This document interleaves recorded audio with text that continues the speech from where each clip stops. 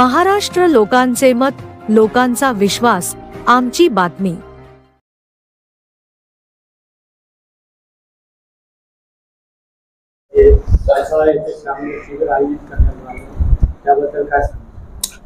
नमो बुद्धाय, जय भीम। सर्वप्रथम तथागत भगवान गौतम बुद्ध तसेच विश्ववंदनीय परमपूज्य भारतरत्न डॉक्टर बाबासाहेब आंबेडकर आणि पूजनीय सर्व भिक्षू संघाला त्रिवार वंदन। तर आज जी पत्रकार परिषद आहे ती आपल्या छत्रपती संभाजीनगर येथे येत्या 10 जुलै पासून आयोजित करण्यात येत आहे। तर हे खरंच खूप चांगलं कार्य आहे जे की बुद्ध धम्माच्या प्रचार प्रसारासाठी आणि लोकांना नॉलेज मिळण्यासाठी खूप महत्त्वाचं आहे। जसं आताच एका पत्रकाराने विचारलं की रिबर्थ, आता ही कॉमन गोष्ट आहे की तथागत भगवान गौतम बुद्धाचा जो धम्म आहे तो बाबासाहेब आंबेडकरांनी बुद्ध आणि त्यांच्या धम्म या ग्रंथामध्ये सविस्कर सोप्या भाषेत लिहिलं आहे, मराठीत, हिंदीत, इंग्लिश मध्ये, की पुनर्जन्म कोणाचा व कशाचा। तरी देखील आपल्याला एक शोकांतिका आहे की आपण तो प्रश्न परत विचारतो की कशा प्रकारे पंचमहाभूत एकत्र येतात आणि कशा प्रकारे ते विलीन होऊन निसर्गात विलीन होऊन पुन्हा ते एकत्र येतात आणि पुन्हा कसा आपला रिबर्थ होतो।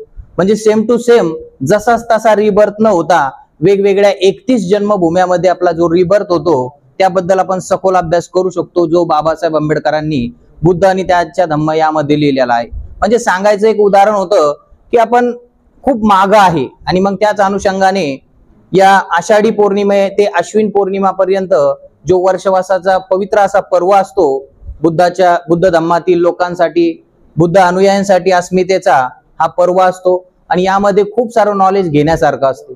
आणि खरंच एक आनंदाची गोष्ट आहे की या छत्रपती संभाजीनगरामध्ये एक अभिधम्मा म्हणून ज्या आर्या जी आहे त्या खूप मोठं काम करत आहे, खूप धाडसीने, आणि त्यांना मार्गदर्शन असं लाभलेले आपले पूजनीय पूजनीय भदंत यश प्रज्ञाबोधी महातेरो, तसेच आज आपल्याला लाभलेले यम सत्यपाल महातेरो, की यांचं सर्व मार्गदर्शन असताना हा धम्माचा प्रचार आणि प्रसार होण्यासाठी खूप महत्वाचा आहे सध्याचा काळ।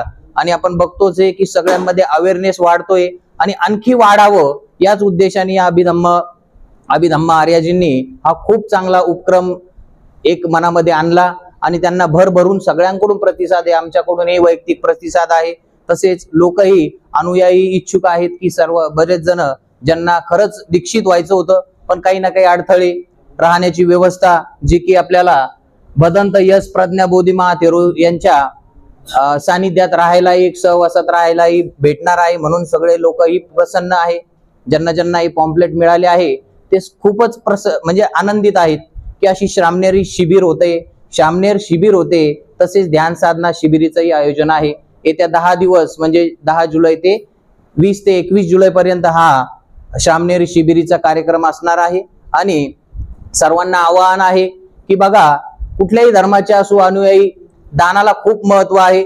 मिलिंद प्रश्न या पुस्तकातही दिलेला आहे की आपण दान म्हणजे दुःखाचा समुद्र जर पार करायचा असेल तर आपल्याला दानाची जहाजेचा सहारा घ्यावा लागतो एक प्रकारचं।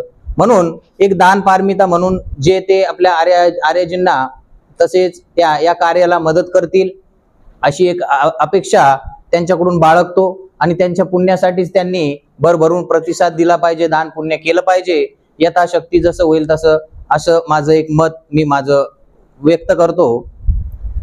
आणखी काही असं आपल्या बुद्ध धर्मात बाबासाहेब आंबेडकर लिहितात, पुनर्जन्म कोणाचा व कशाचा।